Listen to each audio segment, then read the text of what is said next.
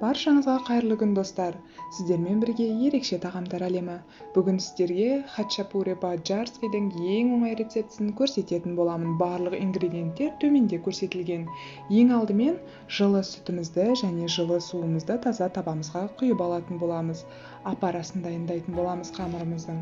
Осы су мен сүтімізге дрожжиімізді салып, жақсылап араластырып, сәл 5 минутқа тыныштыққа қоятын боламыз.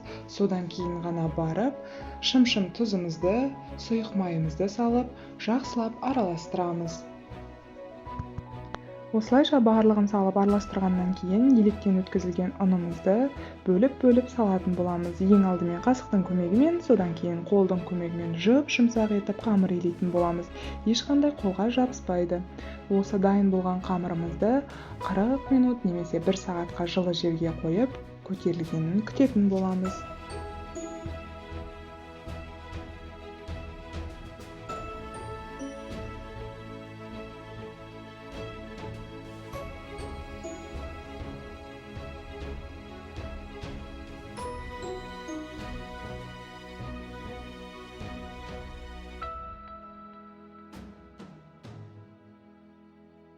Мінекей достар, жұмсақ етіп қамырымызды илеп алдық. Енді бетін пищевой пленкамен жауып, 40 минутқа немесе 1 сағатқа тыныштыққа қоятын боламыз.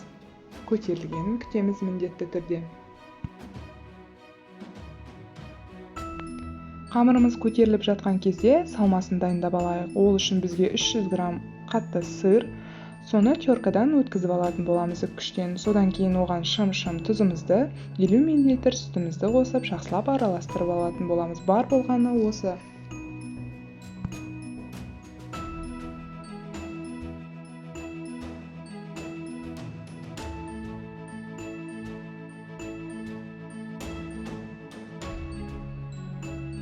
Мінекей достар, көріп тұрғандарыңыздай, менде бар жоғы 40 минуттың ішінде қамырым осындай болып көтерілді, сондай жұмсақ.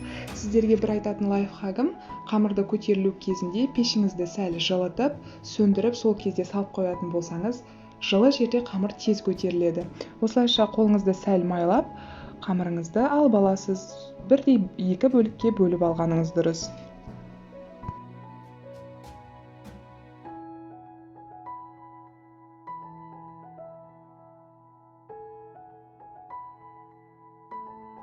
Осылайша бір бөлігін оқтаудың көмегімен орташа жұқалықта дөңгелек етіп жайып алатын боламыз.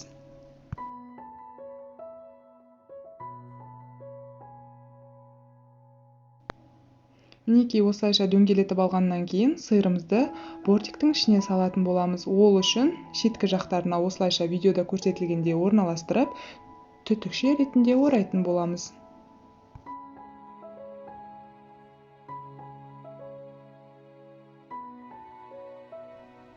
Осылайша сиырды ортасында қалдырып, жіңішкелеу түтікше ретінде асықпай орап шығып, және екі жағын бекітетін боласыз.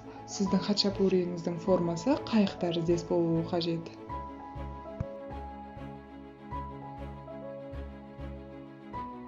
Мінекей достар, видеода көрсетілгендей екі бөлігінде дәл осылай етіп формаға келтіріп аламыз. Содан кейін ғана барып, ортасына қалған сиырды орналастырып шығатын боламыз. Сиырыңыз молырақ болса, сіздің хачапурийіңіз сондай сочный, сондай дәмді болып шығады.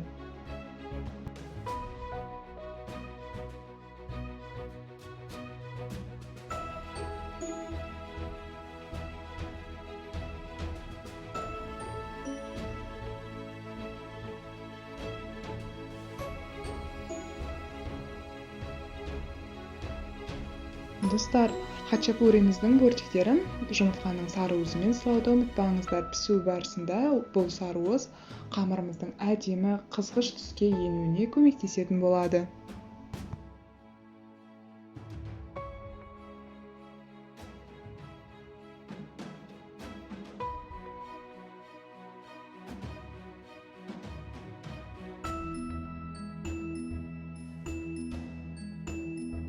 Мінекей дайын болғаннан кейін 220-200 градуста қызып тұрған пешіңізге 12 минуттың ішінде пісіріп алатын боласыз.